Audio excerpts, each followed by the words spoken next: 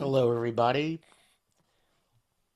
We're just going to wait a minute or two just to see if there's some stragglers or folks that, just need a couple extra moments to join us.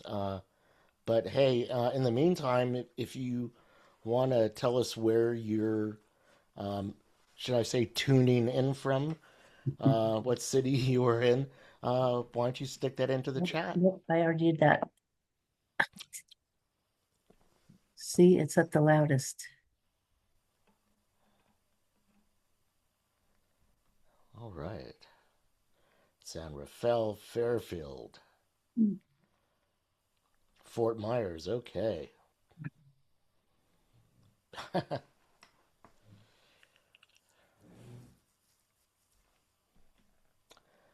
Sebastopol, one of my favorite places in the world, Mhm.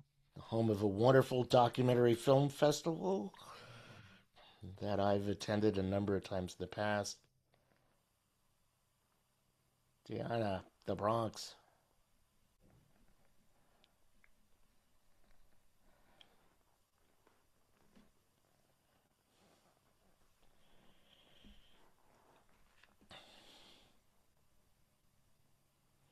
Kurt, hello.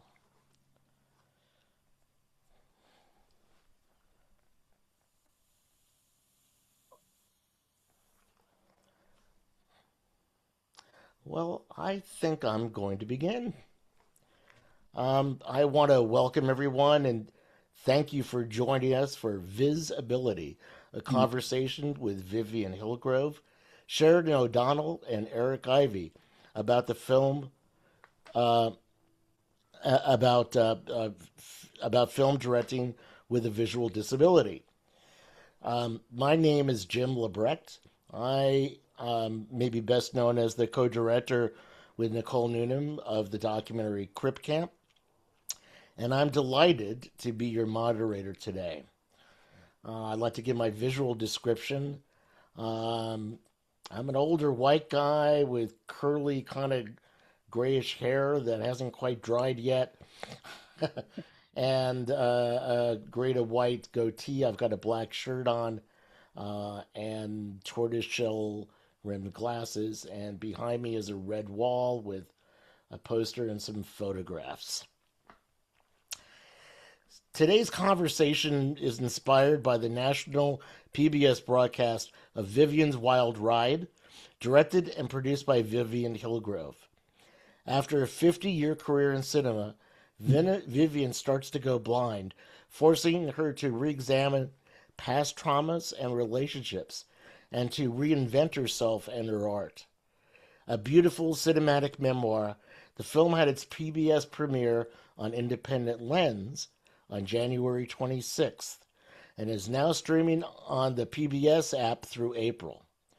The film is closed captioned and audio described.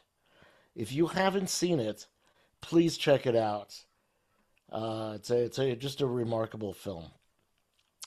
Today's event is organized by the producing team of Vivien's Wild Ride, including Deanne Borche-Liam, Don Valadez, and Barbara McBain, and is brought to you by Moo Films, Mom's Head Films, and BAVC Media, and is co-presented with FWD-Doc, FWD-Doc.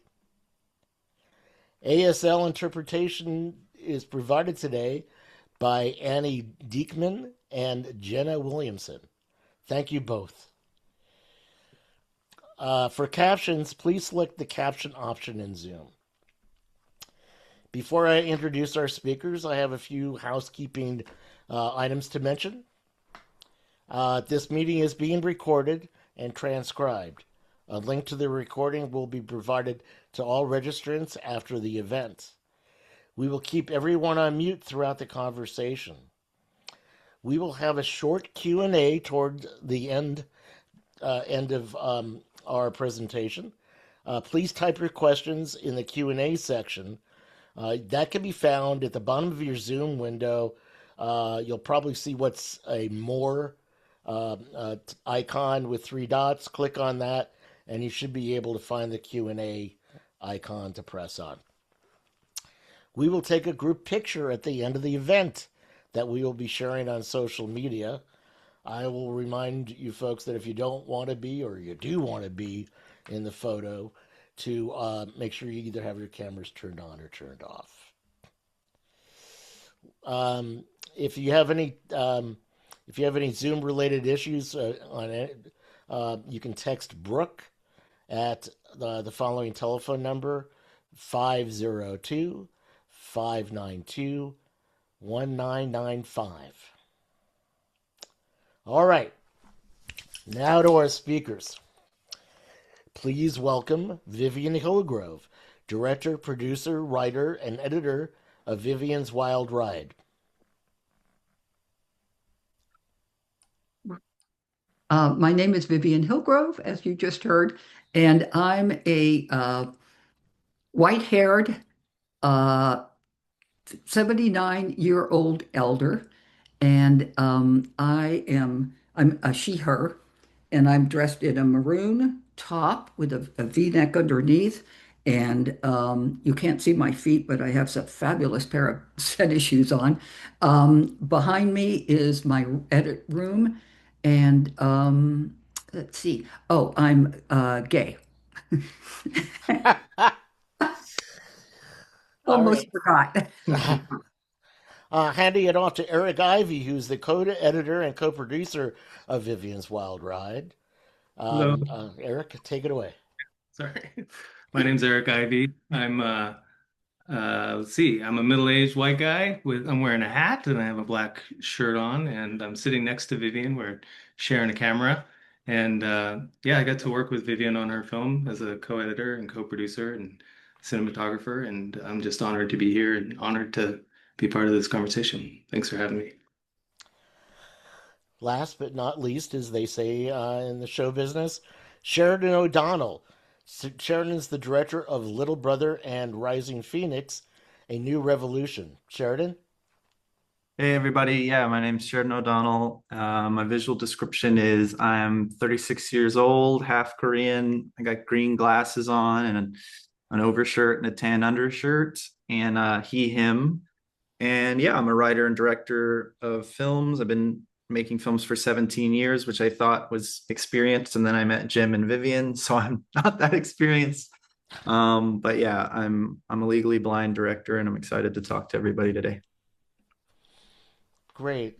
Well, Sheridan, you kind of gave us a reasonably good sense of a little bit about kind of what your background is. Do you want to add anything onto that so we get to know you better? Yeah, sure. So I have been directing films for 17 years, and about 10 years in 2020, I was in the middle of my first feature film, and I was diagnosed with retinitis pigmentosa, which is a rare degenerative eye disease that slowly causes legal blindness. And yeah, it stopped me in my tracks, but I joked that 2020 was the best year to become disabled because that was the year that Crip Camp came out, and I watched that, and it really, like, no hyperbole, changed my life. And I learned about Judy's story, and I read her book quickly after seeing the film, and that subsequently changed my life as well. And it totally reframed disability and my blindness to me, and made me realize that directing was still possible for me. So I went on to finish that film, which became Little Brother, which is my debut feature, and it stars J.K. Simmons. And then little did I know that a couple of years later, after watching Crip Camp, I'd have the fortune to actually get to know Jim LeBrecht and make a film with him. And so we did a documentary together called Rising Phoenix, A New Revolution, which is sort of a sequel to a Netflix documentary called Rising Phoenix, which is sort of a portrait of the global disability movement in terms of the modern times. So yeah, that's a little bit about me. Great. Eric, what about you, my friend? Where do you come from? What you been doing? Uh, let's see, I'm a Bay Area based documentary filmmaker, and I've directed a few shorts and edited and shot a few shorts and one other feature. And then most recently, the thing that I'm most proud of is working with Vivien on her film, which really sort of changed my entire perspective of storytelling and how to make films, and just really honored and excited to be able to work with her. And beyond that, just trying to make films and tell interesting stories. So that's my main thing. Yeah. Um, I think that if you've seen Vivian's Wild Ride, you may know a bit about Vivian already, but there'll be folks out here who haven't. But Vivian, how would you like to introduce yourself to our audience? Um, I have macular degeneration, and as soon as I went to the ophthalmologist and found that out, I thought, oh, I should keep track of how this feels and what is unknown, and how can I help people understand this, mainly the families of people who have any kind of low-sightedness or macular degeneration. So I just I imagined that my audience would be uh, older women because I'm an older woman. And it turned out, it just so shocked me that the audience for this is really a good split between men and women and younger and older. So it's been very successful in some areas that I have much gratefulness for. And then in gratefulness, I worked with Eric Ivey, and the places in the film, if you remember, of actually the immersion of putting you in what I see and the special effects that are used around that are really Eric. And so all I did was describe to him some of the crazy visions and, nutty things with things like labyrinths and stuff like that. He was able to interpret in terms of shooting. So I'm very grateful for that because the film, Vivian's Wild Ride, is very much immersive and experiential. So, and I'm grateful also for all the people I worked with, including James there, that I've known for so many years, possibly 40 or something, James. And it has been the most wonderful career. And I all of a sudden went from being visually, working with visual material, the smallest things that would be on the screen that I would be most loving and stuff with. And all of a sudden, my sight started going out. And I had to look at what is it like to have to be blindish. And I call it blindish because I still see shapes, but I don't see anything that is like features on a face. I don't see faces.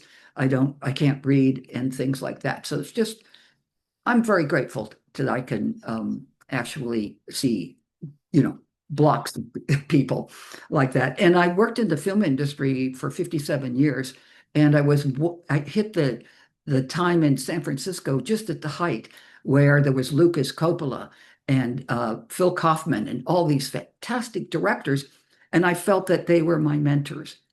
And I just got a chance to hang out with them a little bit.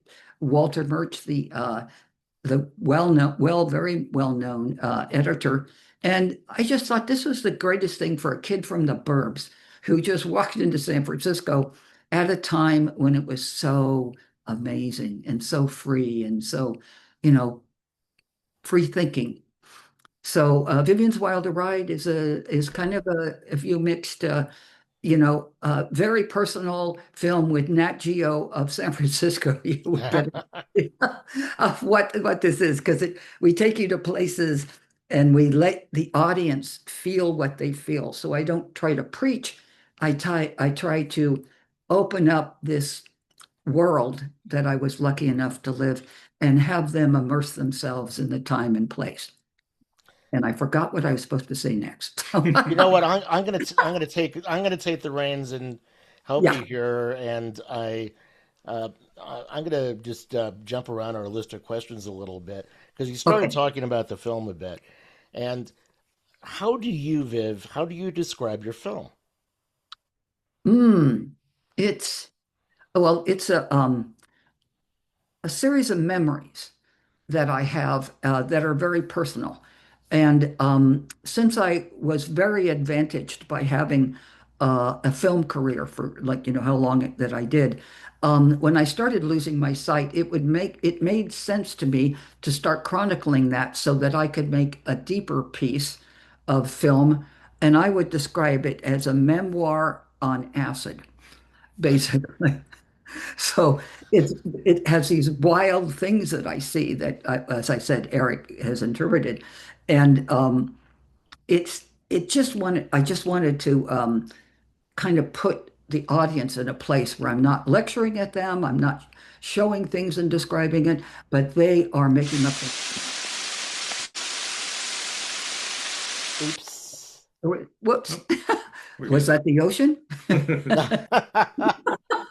Anyway, I thought since I describe it also as the film that I made because I was standing up there and I had nowhere to go, basically. But I also felt such a longing to be of service, and it felt like this was doing it my way in terms of sharing with the audience something that may be very familiar to a lot of families, which is having an older member or a younger member start to lose their sight.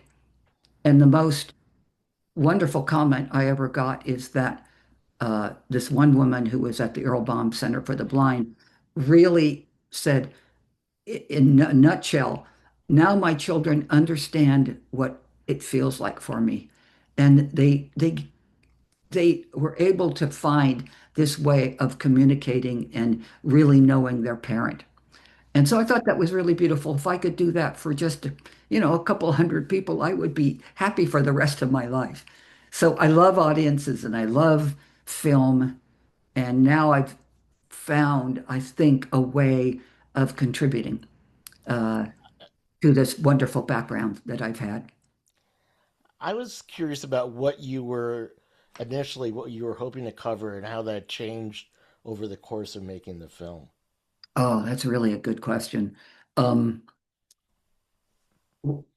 I was hoping to capture uh, what it was like to lose your sight, but also I had a triptych of things that I wanted to share, which was being an unwed mother and also being part of the film industry, including the women that were the analog women, and that goes back to Coppola and Lucas and like that.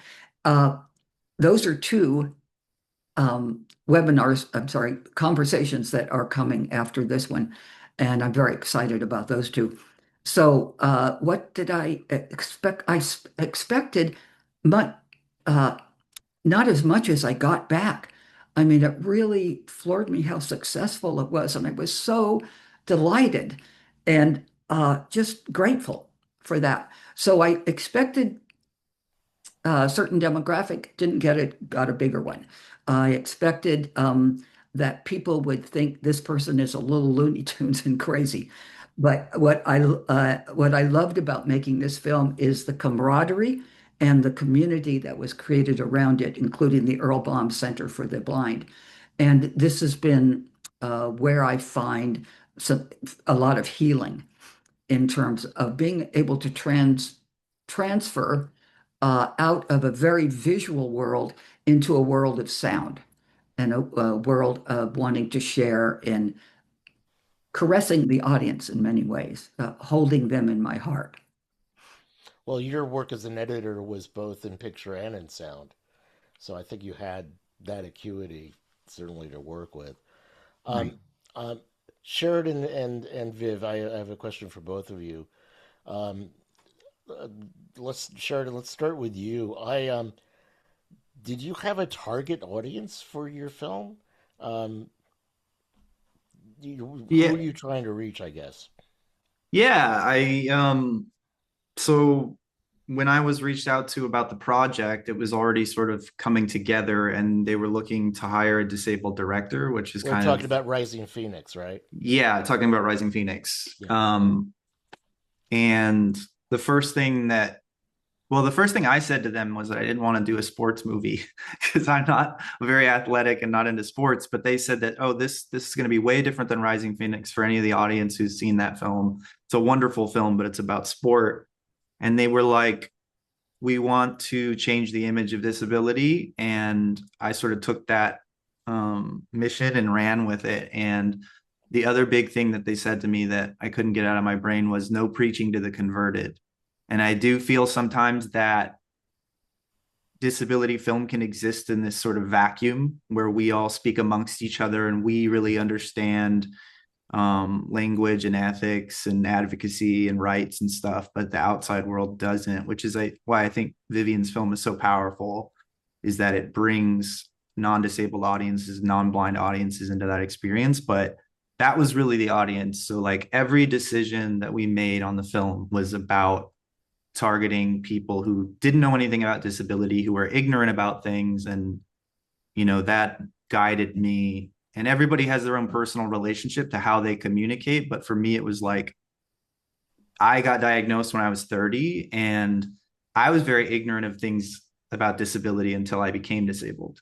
So for me, I was like, well, how could I make a self-righteous film that condemns the audience if I too didn't understand things?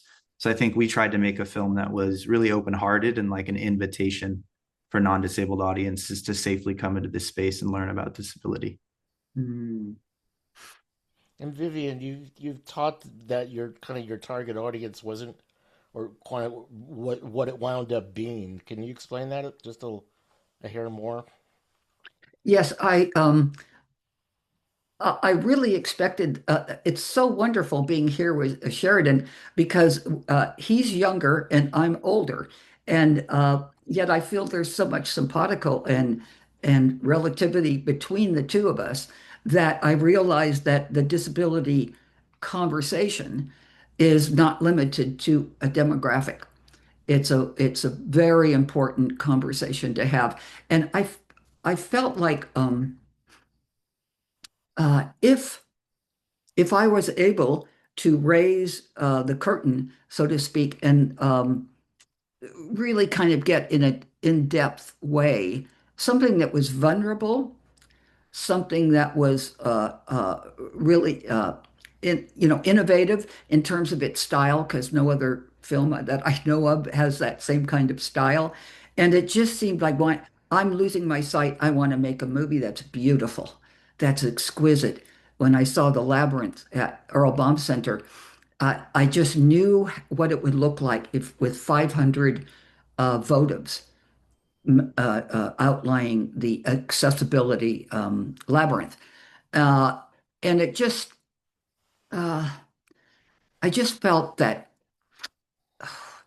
as Sheridan said, not to preach, to create a mystery, sort of that where the audience was pulled into various types of where I was at that particular point with my eyesight, and then so that became an immersive thing that I've said before.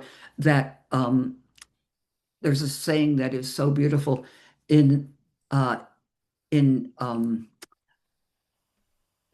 kind of being vulnerable. In vulnerability is my strength. And I thought if I could share that, which is open-hearted, and this idea of strength is not physical strength, but it is really vulnerability and being open. And, I'm not a threat to anybody. It's no doubt in my mind. And I'm very accessible as a person. So it all I had to do was really kind of make a memoir about my life and how much I really gained from the community of filmmaking and the community of disability. And that really happened through the James and his film Crip Camp. In fact, James, I heard the title of your film as an adjective, and somebody said the film that he was working on was Crypt. And I just thought, wow, you really made the big time. You're an adjective now. And I thought that was so darling and so beautiful. And they were honoring you for sure. And also with Sheridan, I love the way we come to things from different angles, but we meet in this middle place that's so wonderful because there's so much that's in common between us. Even though I love Sheridan's film that has so much spirit of the young and the impossible made possible, and just really getting us very excited and moved by his film. It's just wonderful. And mine is sort of older and slower and like that, but we both keep the thread and the intention of our films really close to our heart. Really want to be honest, don't want to preach, to have all these similarities between our films. So I just loved finding that out. I just loved that Sheridan really sort of taught me about how close we are in terms of what our themes, what our main what we want to accomplish in our films. And anyway, it turned out superb. I think that we ended up in the same conversation, the same what they used to call webinar. I'm very grateful.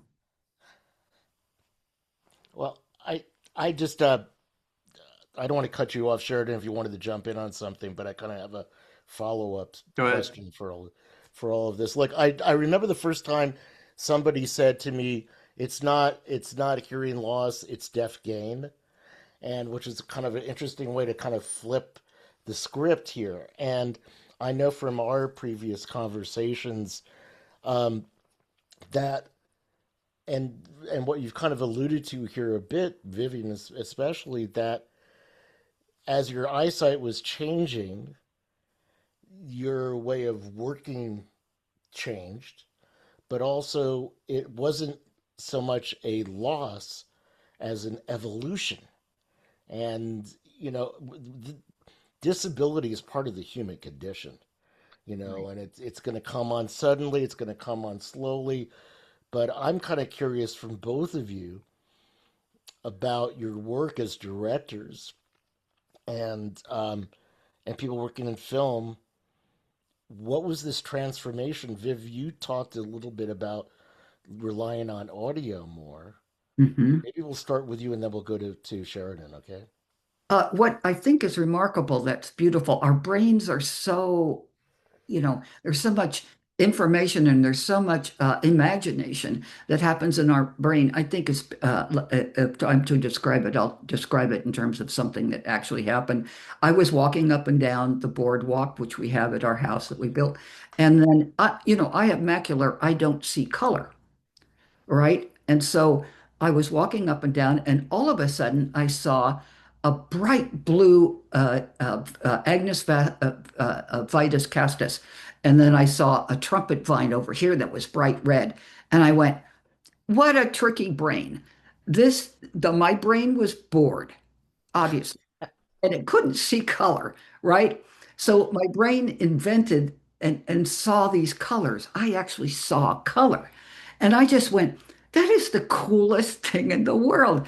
And I think it happens with hallucinations and stuff that happens with sight loss, that your brain kind of like doodles around and finds interesting things to see. And that is the blessing of losing, of not losing, but that's the uh, wonderful thing that happens that expands, not contracts, but expands your imagination in visible world, because it just it helped so much with filming.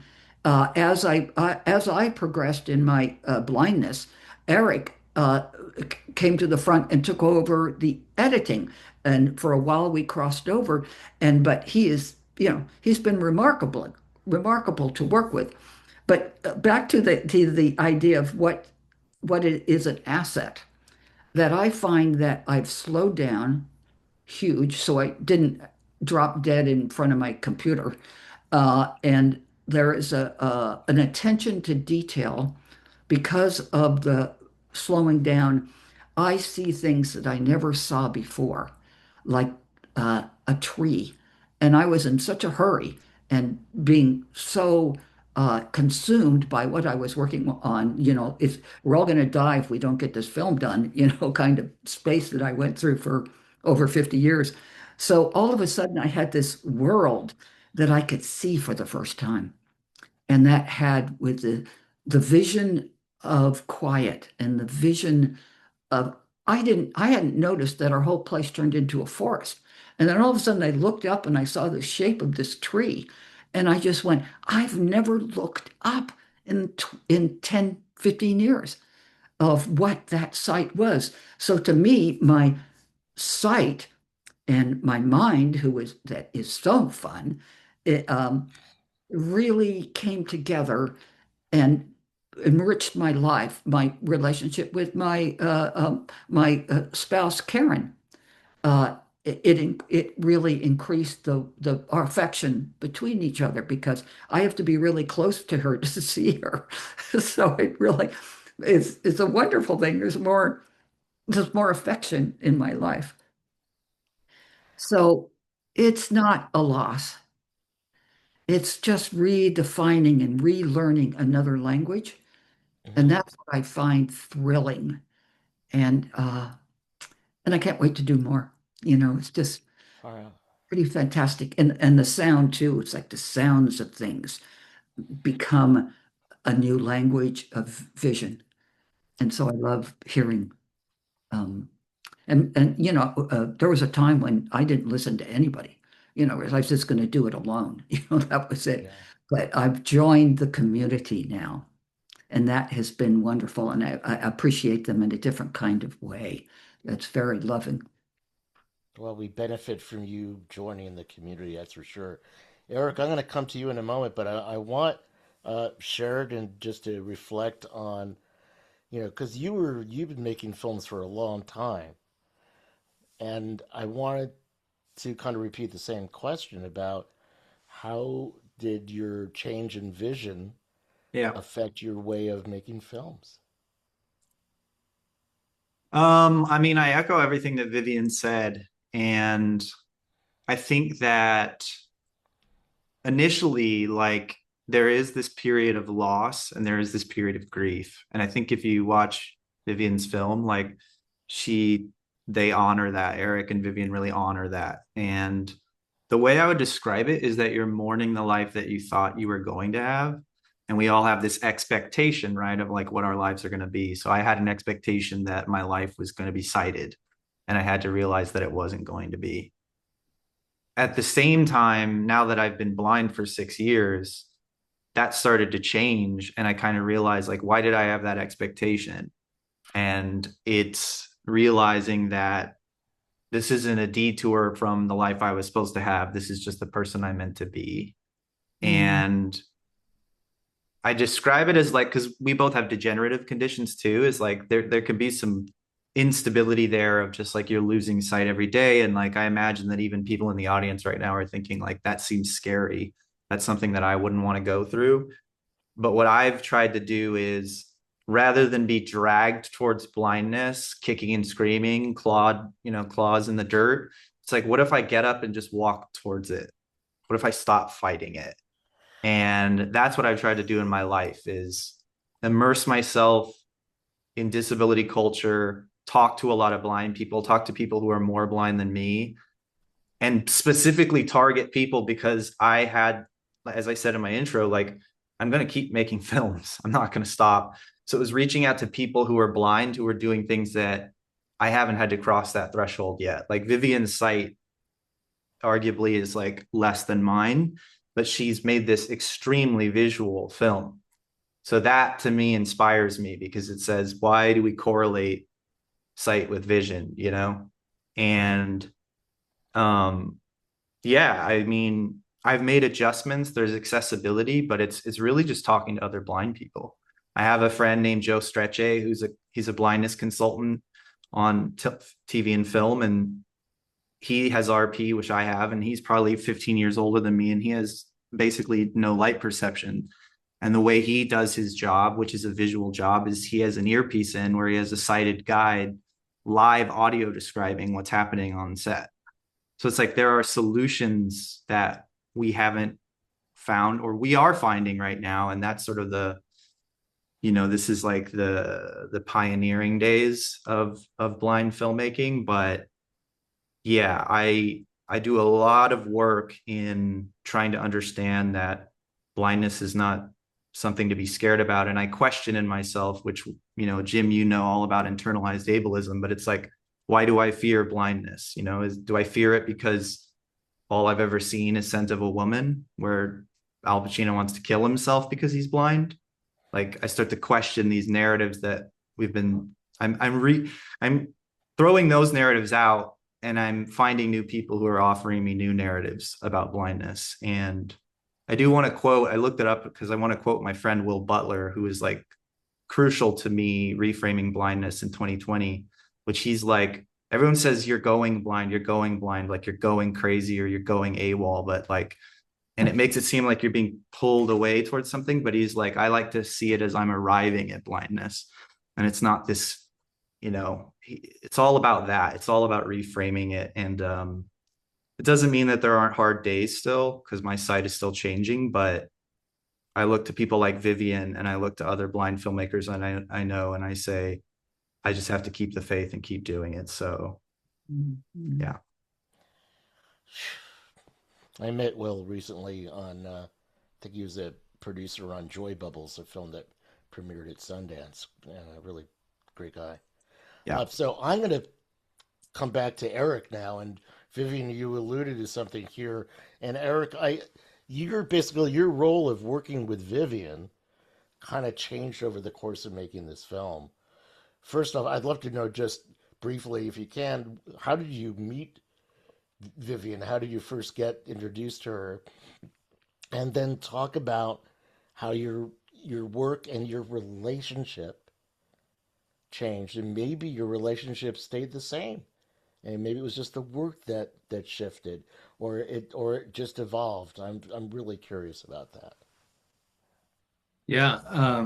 So Don Bernier, who's the consulting editor on this film, he came on to cut a sort of sizzle reel, funding reel for this film, and they needed a little help with the media management. And I live about 20 minutes away from Vivien, so so John introduced us and just asked me to come on to help sort of organize the media. And then meeting Vivien, I was just like totally didn't know that she lived so close to me, and then just blown away by the film that she was working on. And we just started working together more. I was sort of more managing media, doing some assistant editing stuff. And then we started working together where I would cut some scenes and show it to her, and she would give me some advice and some notes, and we just kind of jumped in and started working together. And then COVID happened. We did a few, I think probably 6 months of remote editing, which was a challenge, but then very early on in the COVID situation, we started to kind of come together, wear masks and figure that out. But just evolved into us sitting together a lot and editing, and Vivien would edit, and for a while edit scenes, and we'd look at them together, and I'd edit scenes and we'd look at them together.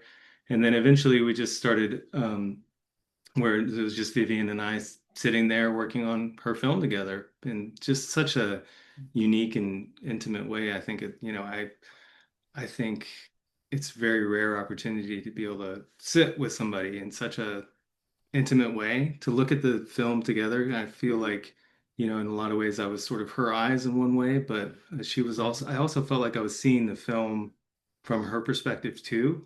And so we were both each other's eyes. And there is sort of like I don't know if maybe there's some science to back it, but it feels sort of metaphysical, the process, in a way. It's like, I don't necessarily know. I didn't think about Vivien not being able to see necessarily all the time. I mean, I was aware of it, but I was aware of it on a different level. And she could see too. She would notice cuts that I wouldn't notice timing. She had the peripheral vision, and that changed over time. And I don't know what degree, I didn't ask her every day, how much do you see? Right. So it just felt like there was an organic process to the editing you know, Vivien's such a mentor, so I just felt very lucky to be able to sit with somebody who has such a unique understanding of cinema and cinema language and music and sort of using visuals in a way that's I guess impressionistic, or you know, using B-roll in such a unique way where it's a felt experience versus it's you know, film's an experience, and to be able to really lean into that, I feel like I just gained so much knowledge about the use of music and sound and visuals that and storytelling, how to tell a story that's not overly obvious, and you know, not give it all away necessarily. And yeah, so I don't know if that answers the question, but it's just very organic, sort of kind of flowed organically in a lot of ways, and kind of found ourselves sitting next to each other for hours on end making this film and shooting too. You know, we did a lot of shooting here and on our property. And so that would be really fun. Like there's a lot of stuff that we did with like remaking the splicers and the analog stuff that we got to shoot. So we just set up like a little studio in her, she's got a little space in on her property, and we set up a little studio. And you know, I would try to bring out big monitors and show Vivien, but I feel like, you know, you would see on visually, but also like I think just by my looking at something, you would be able to tell how it looked just by, I don't know how that works, but I think that's true. I think that's true. She would see through my eyes by the way I like, I don't know if it's just, yeah, I don't know if that makes sense, but yeah. Well, it sounds like it sounds like the film took easily 5-6 years to make, would you say? And that organically, really, your relationship shifted, and it wasn't purely motivated just by Vivien's change in eyesight. It was as you two got to know each other, as you got to learn from each other. I would assume that I'm sure it was a two-way street, Right. and that you started relying upon each other for maybe some different things, but it wasn't like, oh my God, the film is going down in flames. It's that it's that the creative process evolved into this extraordinary film. Truly, really, you know, the sense of sound with the film and the visuals. It really is. You can kind of tell when things feel like they're cut from the same cloth. Like, where does the music end and the sound design begin, and how does that relate to the visuals and all of that? And I mean, I worked on the sound design for the film also, but it's just, you know, when it kind of clicks, you know, you all just really kind of feel that. Vivien, I don't know if you want to add on to anything that Eric said, or I can go on to one or two more questions. I just wanted to say this is going to sound a little airy-fairy, but it's almost like Eric was psychic, you know, and I was psychic. It was two psychics meeting up in a bar, you know. It's like, but it it was so amazing to me that we melded together as one mind, right, and one artistic adventure, and it just, you know, sometimes it works like that where you go, I really like this person a whole bunch. I like the way they think. I like the way that you're quiet and I'm loud, and that's really wonderful. And it just it was a dream come true to work with somebody with that intimacy, you know. Can I jump in and say something real quick? Sure. Yeah, this is just very exciting for me to hear about, because this is like the kind of, I don't know, quasi accessibility that blind filmmakers need to still do the job. And I feel like I had a meeting before I shot my first feature with a DP who knew I was losing my sight or going blind, and he was like, oh, this will be exciting because like I'll be able to see and you won't. Like he saw it as like, oh, I'm gonna be your eyes.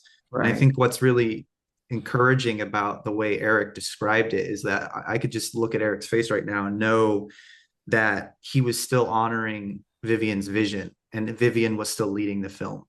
And I feel like that's a really important thing, is like the nature of your relationship with your editor or your relationship with your DP. You hope that you have this like amazing chemistry and intimacy, but I am the director and I want to hold on to that. And an anecdote I wanted to sneak in quickly because I want to hear them respond to that is just like, I remember Eric Weinmeier, the first blind guy to climb Everest.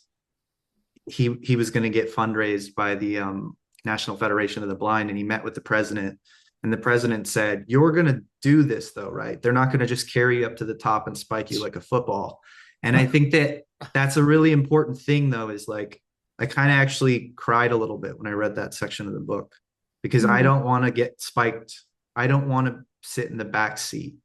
I still want to drive. So it's really exciting and moving to me to hear Eric and Vivien talk. I, I think that Yeah. that working with other people, especially if you have a disability and this might be your first big project, and being able to collaborate with perhaps a non-disabled filmmaker, like what happened on Crip Camp with me and Nicole Newnham. Um, I think that I worried at times about whether people thought that I was just window dressing or not, or really how much did we both equally share? But we really did. We really complemented each other, Mm. um, and and I think I've seen it over and over again now in regards to other films I'm aware of, where you get a chance to co-direct a film and really learn from someone. And I mean, and really working with a great editor is like working with another director.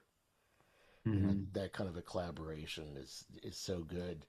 I know that I think I've got about 4 minutes before we're going to open it up for questions here. So I'm going to pick one more question out of my list here, unless you either one of you all or have something you're dying to say. I mean, Yeah, go I ahead. do think that you made a really good point, Mhm. Sheridan, in terms of that. And I think yeah, I can see the pitfalls or the challenge if from and never once was that. It's always Vivien is the director and I'm here to, and I think that there's always creative tension, right? You want to be able to have the back and forth of a conversation and say, well, you want to do that. I think this, obviously you're the director, but I think you should do this. Or, there's always that conversation happening, which you want. Mhm. But I think that just reinforcing that, and never in my mind did I ever, think other than that, because I think, first of all, Vivien has such this long career of just like she is. I just felt like I was just absorbing her, and I just one other thing is just like her ability to think outside the box creatively, and just to to think like, well, there's rules around things, and she's saying, no, you don't. There aren't necessarily. Let's just do it. Let's make it. What do you? And I think to be in a space of just really wanting to be part of, I think any director needs to be surrounded by people who want to support their vision, no matter where they're at. And I think that, yeah, anyway, I just want to say that I agree with that point 100% about supporting the director's vision. We're here to help shepherd their vision into being in whatever way we can as collaborators. And I'm really sensitive to like disability films in terms of who's leading it. And I felt that when I watched it. I could just totally feel that everything was from Vivien's point of view. And like that's the kind of storytelling that I think the disability movement needs. We need to be leading our own stories because we have the innovative ways of thinking and being, and we have the lived experience that translates to what makes things so interesting. Like that's why so yeah, I applaud you guys. You nailed it. Yeah. I'm Sheridan. Oh, got it. Is it going right on my? Certainly, I mean, there are people that I really look up to as filmmakers within the disabled community. Reed Davenport is Right. one of those people, and Love Reed. his two films. Um, I'm just going to make a very short plug for Forward Doc before we open up for questions here. And FWD-Doc stands for Filmmakers with Disabilities Working in Documentary Space. And we are a wonderful community. And I think we put a link, I think, into the chat, but it's to find us, it's FWD-Doc.org. The reason I bring this up is that finding community like what we're experiencing right now is so damn important, Mm, mm, and that you don't have to reinvent the wheel. And if you are trying to make your films and you're dealing with a disability, chances are, whether it is uh, being autistic or being deaf, that there are other people within the organization that are part of that. And um, I'm a huge believer in finding your community mhm. and really learning from each other.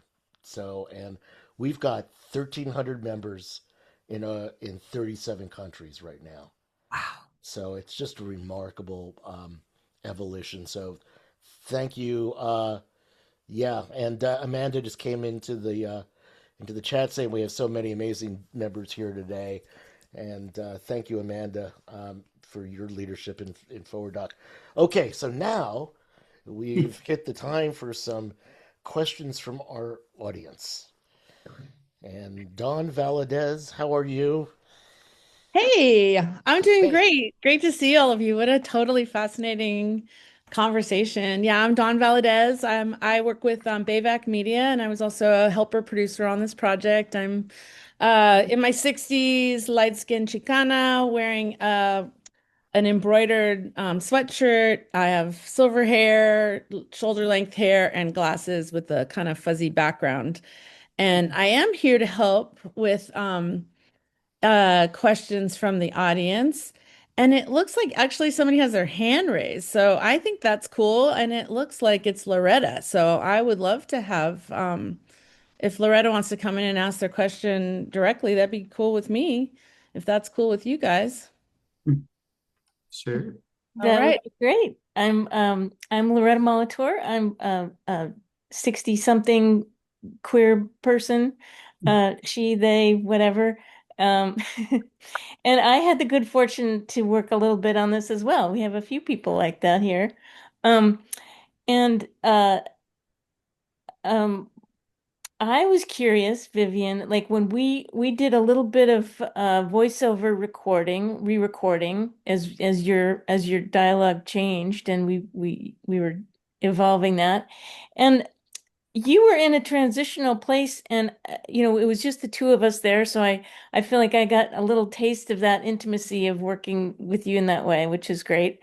But I was curious in the technical aspects of your evolution, you were learning because as your vision changed, you were learning the accessibility tools and you knew your material, you knew where it was, and listening back to the voiceover, you were navigating that yourself. You were driving. I was recording what we were going to do, but you were driving where you're referencing what you were referencing. And I wondered how you describe your learning of those tools and what if there's something that stood out that really helped you or something you just couldn't get used to or anything about those tools that you wanted to comment about. Oh, well, this is, I think, true for all editors and really possibly directors. Like didn't have the sight loss that I do now in the beginning of the film, and that when you watch the dailies and everything, you have like a photographic memory in a way, and I think all editors feel this way. And you see the film once, and you don't remember the dialogue necessarily or what it was about, but you remember the pictures.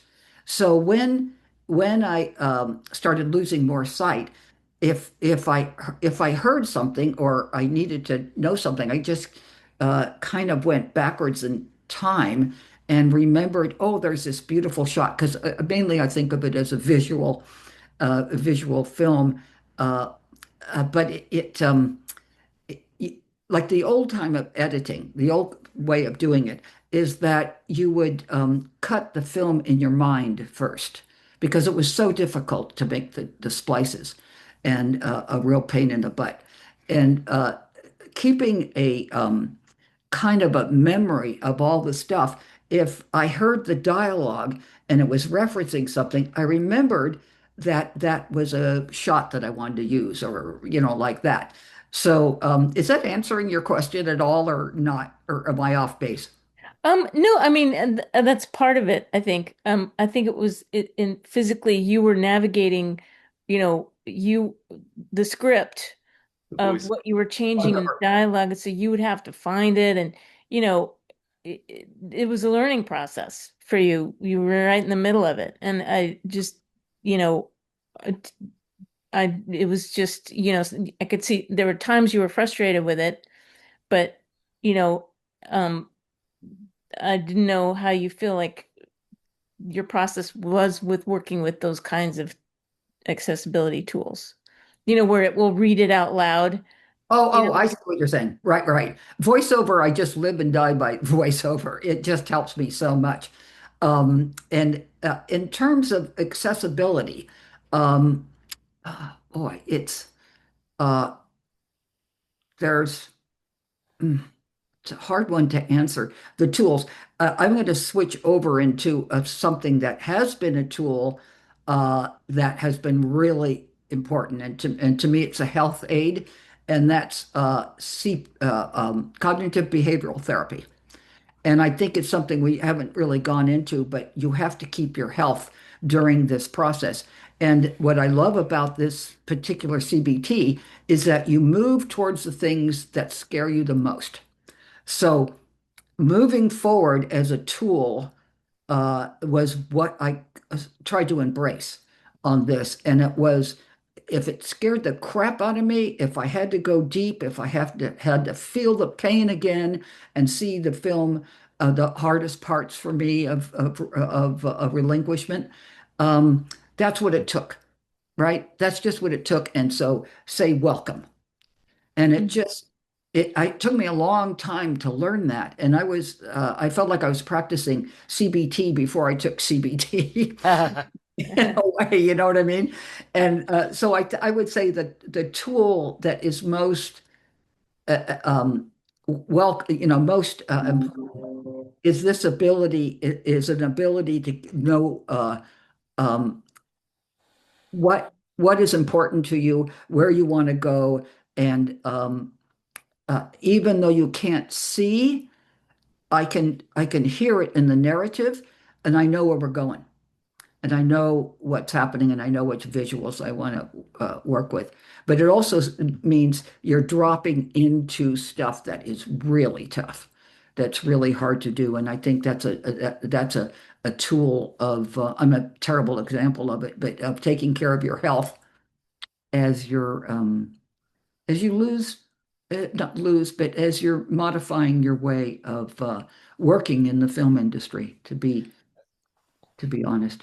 I'd like to touch upon that very briefly because it was one of the questions we didn't really get to. But I Mhm. think, especially, I grew up with my disability, but I think that there is this added pressure that as we acquire a disability or have one that people are aware of, that we have to be better than everybody else. Mm. That we can't like have a sick day even, right? Or Right. that you can't make a mistake because, well, of course they're incompetent because they have a disability. And that's an unreasonable and unachievable way of working.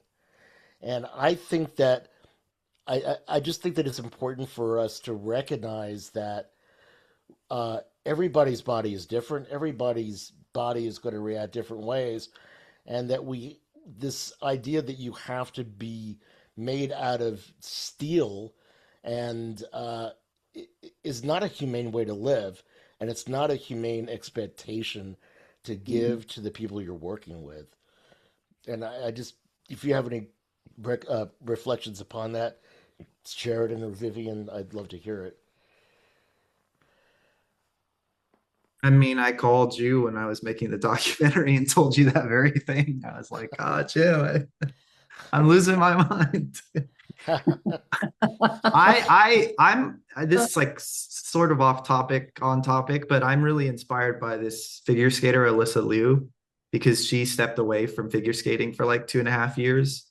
And that was like really kind of encouraging to me because I think that, especially in America, we put so much emphasis on success and ambition and making it the only thing. And like, I mean, yeah, this is something that happened to me is I sort of had an ego death when I became blind because for a moment there I thought I wasn't going to be able to make films and I was like absolutely miserable for about 3 months and I was like, what does this say about my identity if whether or not I can make films makes me want to live or die or something, you know? So I had to totally reconstruct my identity and say being a filmmaker cannot be my identity. Making this film and having it be a success cannot be what I found myself on. And so, and I've learned as I've talked to more experienced people in the business. I mean, there are the wild outliers, but I don't want to fraternize with them anyways. Most people really realize that film is not the end all be all. And I think that I you know, my disability in a way gave me that. So it's another example, I think, of like gain, not loss. Yeah. Is it a bug or a feature? We Vivien, do. if you have something to add, otherwise, let's get one more question then. Yeah, we have a question from Kurt Yeager Right on. for Sheridan that says, your work includes both scripted and non-scripted projects. Are there different solutions, challenges that are unique for scripted that aren't needed for non-scripted and or vice versa? So it's just working in those two different realms. Documentary is really hard. That's what I'll say. Amen. I at least for me, I mean, it was my first documentary film, was this film. So it was a beast. And yeah, I mean, you know, you all would be able to speak to it more about scripting the edit of a documentary, but we didn't necessarily do that. So we had to just get into the edit and figure it out. And I think we edited for 28 weeks. And I was also like, I'm going to sit in the edit every day, every minute. And then I like was like, whoa, this is wild. So I really love documentaries because it taught me a different way of being creative, and a different way of looking at story. And it also taught me to listen. I think Vivien and I are weirdly like the same person, just born in these different generations, because I'm very vulnerable. I want to be of service to the world and I want to be an artist before I'm a disabled artist. But, you know, you shut up and you have to listen to your subject. And it's not about you telling the story, it's they tell you their story. So it's made me a deeper human being. But my next project is narrative because I like being able to have a script that you just go, we're going to shoot these pieces and that's it. So I love that film of yours, Sheridan, your narrative film, Little Brother. Is that correct? Yes. That just moved me so much. The acting in it is so beautiful, and I'm pretty sure it has a lot to do with directing. So, I mean, it's just everybody should see that film. It's so incredible. I just loved it, loved it, loved it. thank you. Yeah, there's a lot of love in the chat, just but for for all of you, just and what I don't know, Jim, do we have one last question? Let's go for it. Well, that is actually one of the questions is for both, like Vivien, what are you working on next? What's your next project? You're a rock star, and also to Sheridan, what are you working on? Are you making more scripted? And you just mentioned a scripted project, so. I think the next thing is going to be having to do with this the experimental work is so fascinating to me. Like one of the first things I did that was experimental was get a surveillance camera at night and see how weird fog was. And so there's something, so I want to, whatever it's going to be, I want to play and not uh, be that serious in a funny kind of way, because I'm at the age where people start playing, Mm. and enjoying things that are, it's not that they're not that hard. It's that you're bringing, it's bringing you the energy that you're putting out, that kind of way. So that's really what I'm looking forward. And however it manifests is fine with me. I'm just going to wait for my brain to invent something. That would be fun, but it would have the same ethos and everything as editing has and directing has been for sure. And being able to collaborate with people was the best ever, because it was a community of folks. The next thing for me is I'm actually writing a narrative film about a blind character. And for anyone who's disabled in the audience listening, like Will Butler gave me a lot of gems in 2020, and one of them was like, you don't have to tell stories about disability if you don't want to. So that was a nice thing to hear, and I went and made Little Brother because of that. But it just organically came to me. I mean, everyone in this room isn't going to talk about it, so I can give you a brief description of it. But basically, I grew up watching horror movies, and I was watching this horror movie where it was about a deaf mute woman, and it was a home invasion film. And the whole premise was like, wouldn't it be scary if you couldn't speak or you couldn't hear someone coming into your house and trying to kill you? And I was watching this film finally through the lens of a disabled person, and I was like, wow, this is such a ableist concept. And then my mind leapt to this anthology of all these horror films I've seen, and I was like, whoa, the genre that represents disability the most is horror films, and it's mostly terrible. So I met a young blind actress in Toronto while I was doing research, or in Ontario when I was doing research for the documentary, and she was in the back of my head. And so I'm writing this trauma mystery horror film that sort of like takes all these genre expectations and plays the audience's prejudices against them in a way.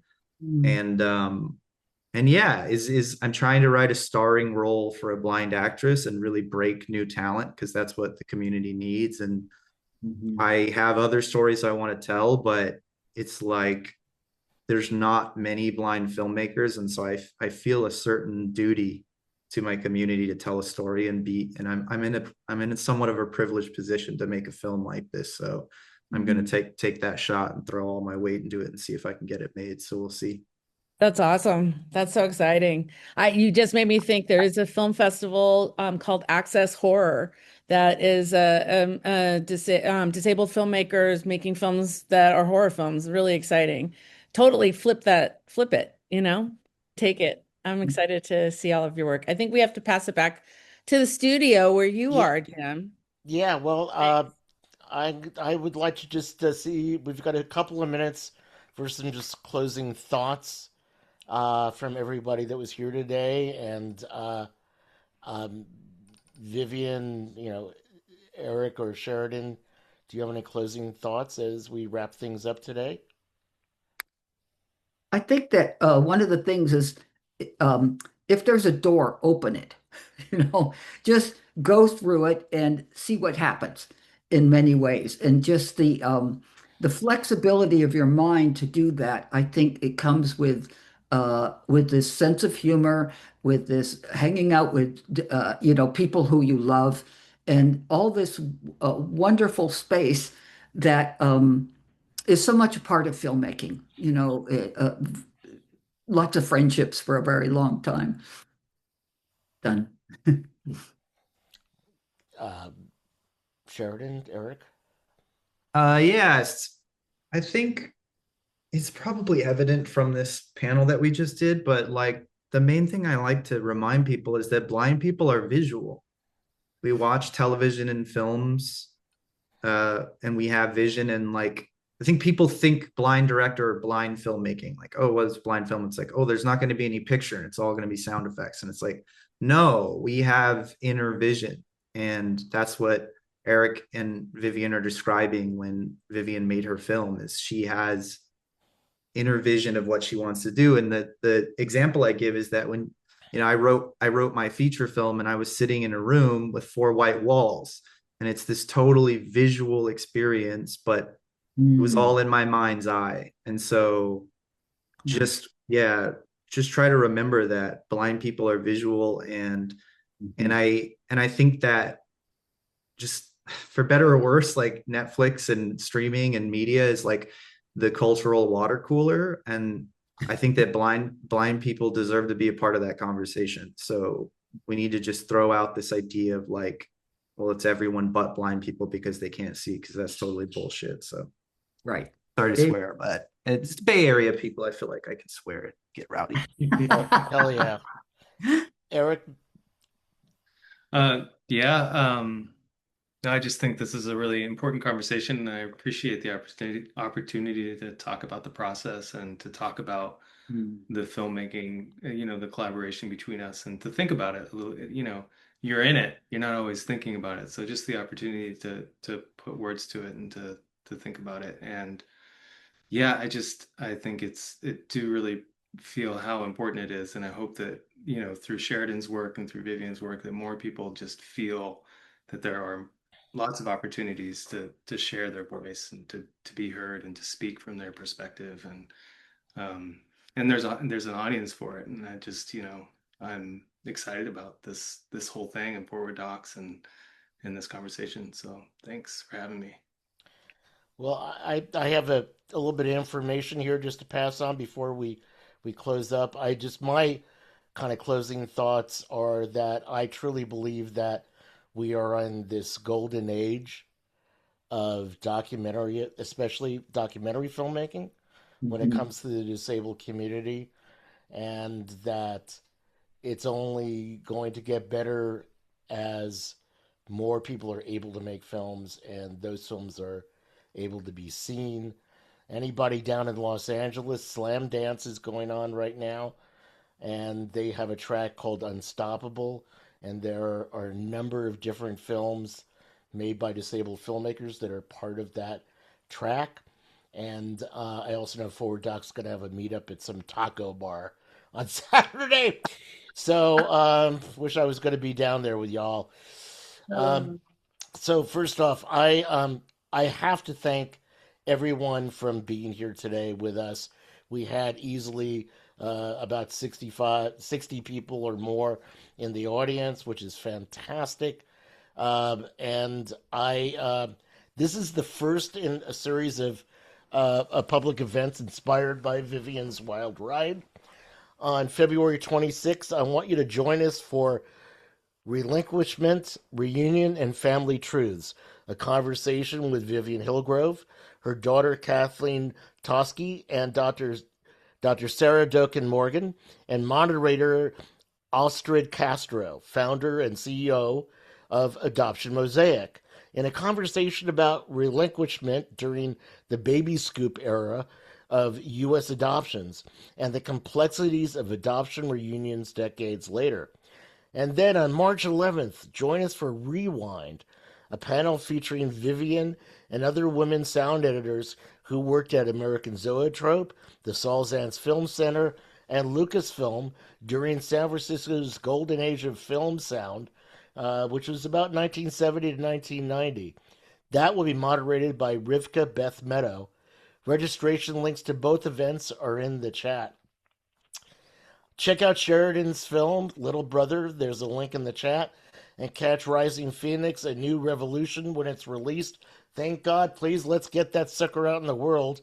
And watch Vivien's Wild Ride on PBS. And there's a link in the chat. So we'd love to take a quick group a Zoom pic. If you want to be in the picture, turn on your camera. And if you don't, turn it off. And I think Brooke is going to take the photograph. So everybody, and also Lori Cole, you're holding up something about this screening of Crip Camp at the Oakland Public Library on March 14th at 2 p.m. I'm seeing that. So we ready for the photograph? Yes, so we're going to take 3. So if you want to be a part of it, turn on your cameras. If you don't, if you'll turn them off, and actually, we're going to take 2 pictures. Okay. And so here we go. I'm going to say 3, 2, 1, cheese. Okay. And we're going to take one more. 3, 2, 1, and cheese. Thank you. Right on. Okay, so look, thank you all. We hope to have a bunch of you with us next time. And we're signing off. Thank you to our ASL interpreters, and thank you for everybody who's working back rooms to make this happen and make my job much easier than it could have been. All right, everybody, take care. Bye-bye. Bye, everyone. Bye.